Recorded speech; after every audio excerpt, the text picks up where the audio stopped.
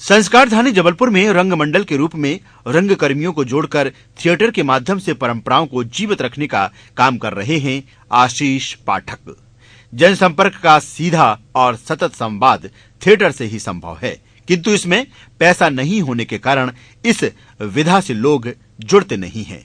आशीष पाठक स्वयं 8 घंटे नौकरी कर अपनी जीविका का इंतजाम करते हैं, फिर 8 घंटे थिएटर को देते हैं और 8 घंटे आराम कर अपने जीवन में समन्वय बनाते हैं। ईएमए से बातचीत के दौरान उनकी पीड़ा भी स्पष्ट रूप से देखने को मिली। सीधा और सच्चा संवाद कर उन्होंने कहा कि नाट्यकर्मी को पूर्णकालिक का दर्जा दिलाना ही उनका मुख्य उद्देश्य है। आशीष जिस तरह रंगमंडल से जुड़े रहकर अपनी नौकरी के साथ समन्वय बनाए रख पाने में सफल हैं, इसी तरह के अनुशासन से रंगकर्मी जुड़कर अपनी प्रतिभा का प्रदर्शन कर समाज की सच्चाई को सामने ला सकता है।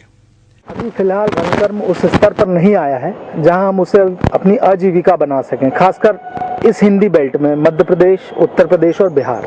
ये सिर्फ रोटी कमाने के लिए है और मैं उस चूहा दौड़ में नहीं हूँ जैसे कि बाकी लोग हैं जहां वो 18 और 22 घंटे तक काम करना चाहते हैं ज़्यादा से ज़्यादा पैसा कमाने के लिए। मेरी नौकरी सिर्फ 8 घंटे की है जिससे मैं पैसा कमा सकूं। उसके बाद मेरे 8 घंटे बचते हैं आराम करने के लिए और उसके बाद 8 घंटे और बचते हैं जिसमें मैं उतना ही रंगकर्म कर सकता हूं जितनी मेहनत मैंने रोटी के लिए की है। तो ये 8 या 24 का गणित मैं याद रखता हूँ। रोटी भी कमा लेता हूँ, रंगकर्म भी कर लेता हूँ और आराम भी कर लेता हूँ। जितने भी इंफॉर्मेशन टेक्नोलॉजी या जनसंपर्क के साधन आज हैं उतने कभी भी दुनिया के पास नहीं रहे और आज सबसे ज़्यादा थिएटर की ज़रूरत है, पहले से भी ज़्यादा। वजह उसकी ये है कि जितने भी जनसंपर्क के संचार के माध्यम है, चाहे वो प्रिंट मीडिया हो, इलेक्ट्रॉनिक मीडिया हो या ब्लॉग हो या इंटरनेट हो, सभी पूंजीपतियों द्वारा संचालित किए जाते हैं। तो जनता की जो मूल आवाज़ है, जो कष्ट है, वो किसी भी मीडिया के लिए एक स्तर तक ही रखना संभव है, क्योंकि विज्ञापन के रसायन पर ही सारा मीडिया चलता है और विज्ञापन पूंजीपतियों के होते हैं, वो कभी जनता के हित की बात नहीं करते हैं। तो सिर्फ एक थिएटर एक ऐसा माध्यम है जहाँ पे जनता की सीधी सीधी बात रखी जा सकती है बिना किसी आर्थिक दबाव के। इसीलिए आज इंफॉर्मेशन टेक्नोलॉजी जितनी तेज़ी से बढ़ रही है उतनी ही तेज़ी से थिएटर की आवश्यकता भी बढ़ रही है। थिएटर ग्रुप चलाने की सामान्य परेशानियां सभी को जैसी आती हैं वैसी मुझे भी आई। लोगों का इकट्ठा होना, वैचारिक स्तर पर उन्हें जोड़ना और ऐसा कोई काम जिसमें पैसा ना हो उसे काम का दर्जा दिलाना बहुत कठिन है। लोगों को जोड़ने के बाद आपको एक ज़रूरत होती है रिहर्सल प्लेस की, एक शो बनाने के लिए उसकी फंडिंग जनरेट करना पड़ती है।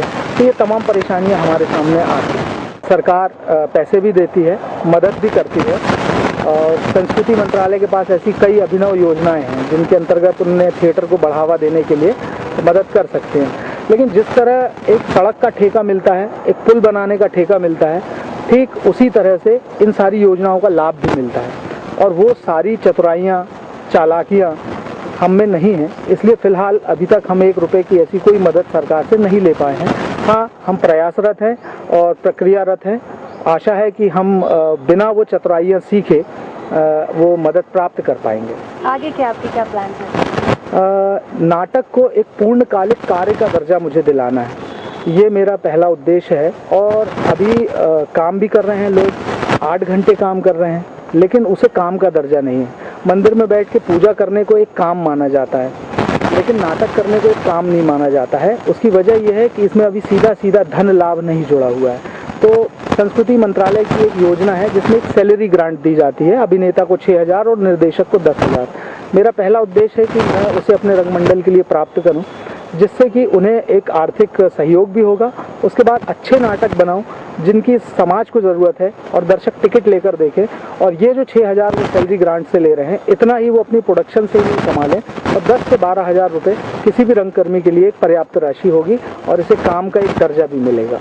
रंगकर्म का भविष्य बहुत उज्जवल है, क्योंकि अभी जो सारी व्यवस्था दुनिया में चल रही है, पूंजीवाद के जितने भी बाई प्रोडक्ट हैं अब वो हमारे सामने आना शुरू हुए हैं, जिसमें से मंदी एक है, बेरोजगारी एक है और पूंजीवाद के हमने एक चकाचौंध देखी है। दुनिया को विकास का एक रास्ता दिखाया है जहां फ्लाईओवर को मान लिया गया है विकास का प्रतीक, लेकिन अब दुनिया के सारे वो जो गरीब और दबे कुचले लोग हैं उनकी आवाज़ को रखने के लिए थिएटर ही एक माध्यम बचेगा जो ईमानदारी से इसको रखेगा। लोगों का रुझान इस तरफ तेजी से बढ़ेगा, क्योंकि जिस तरह रुपहले पर्दे पर सपने गढ़े जा रहे हैं और लिपस्टिक लगाकर किचन में काम करती महिलाएं हैं, वो ज़्यादा दिन ये देश बर्दाश्त नहीं करेगा जहाँ पे कि 70% लोग एक टाइम खाना खाते हैं। तो वो सच्चाई की तरफ आएंगे और सच्चाई उन्हें सिर्फ थिएटर में मिल सकती है। एएमएस टीवी न्यूज के लिए जबलपुर से गुरजीत की रिपोर्ट।